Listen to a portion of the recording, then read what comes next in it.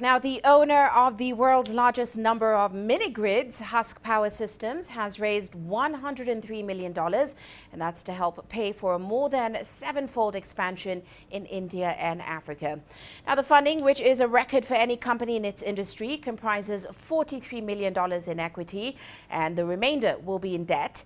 The funds will be channeled towards increasing the number of grids operated by Husk from about 200 currently to more than 1,500 over the next 4 years. Now, mini grids, which in Husk's case mainly use solar power and batteries, are used to power households and small businesses in areas which have no grid connection or an erratic power supply. They're increasingly being seen as a replacement for the costly and dirty diesel generators which are used in Africa, where about 600 million people have no access to electricity. Well, earlier I spoke to Manoj Sinha, his Husk's co-founder and CEO, and we kicked off our conversation with the market interest and growth of mini-grids globally. Yes, I'm very excited to have closed this $100 million round as of a couple of days ago, and it was led by our great new partners, STOA, as well as our existing partners that topped up the round, making it the largest mini grid funding done ever, actually, in the sector. As you pointed, what we are really excited about is this investment from some of the commercial customers, commercial investors, really positions us, one, as a leader in the sector, and two, give signal both to governments as well as commercial investors that mini grid as a sector is bankable and commercially scalable, and we are targeting to scale our footprint by more than 10x in the coming years. Well, on that note, let's delve into how you plan to use these funds. How exactly do you plan to use them to grow your operation in the markets you're present in, such as, of course, Nigeria and India, and also possibly expand into other markets? Yes, so we are planning to deploy approximately 1,500 new mini grids over the next 4 years or so across India and Nigeria, as you pointed.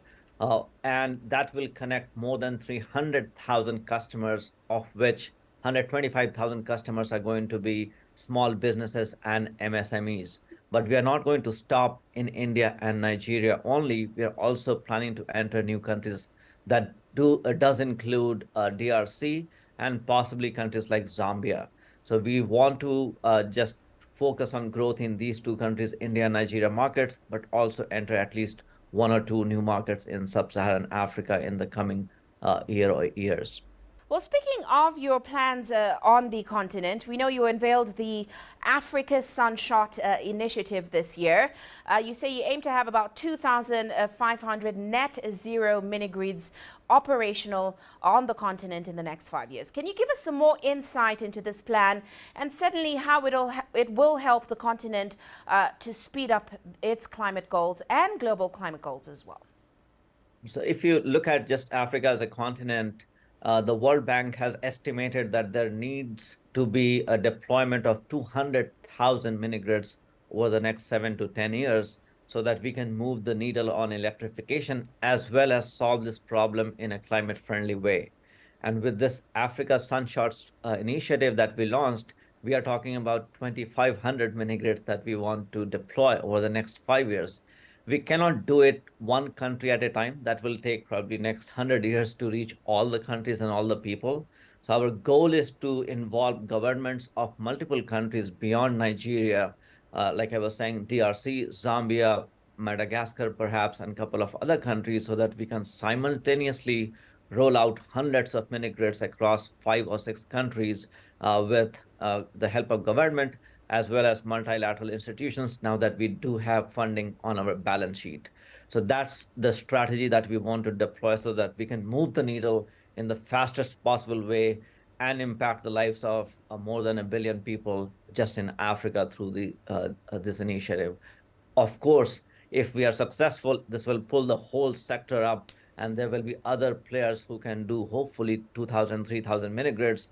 That will truly move the needle towards this 200,000 mini grids that the World Bank has estimated to be deployed over the next decade or so. Now, it's interesting because here in Africa, it seems like mini grids are increasingly being looked at as a replacement to generators, for example, as a road ahead when we talk about Africa's power issues and, of course, climate goals as well. So, give us an update on the uptake of mini grids that you've seen so far in the last few years here in Africa and also across the world.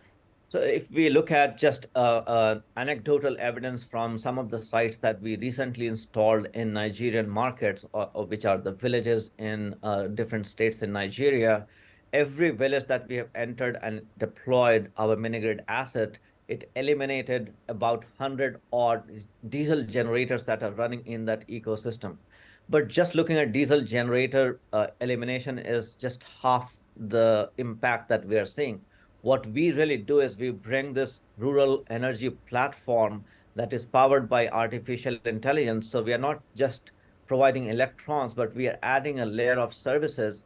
For example, we also provide appliances that are productive appliances as well as energy efficient devices. And we finance those appliances for people to purchase and become more productive. So yes, it starts with eliminating hundreds of diesel generators that we have already seen per site, but it also increases the productivity of the whole community and spurs socio-economic development in that area.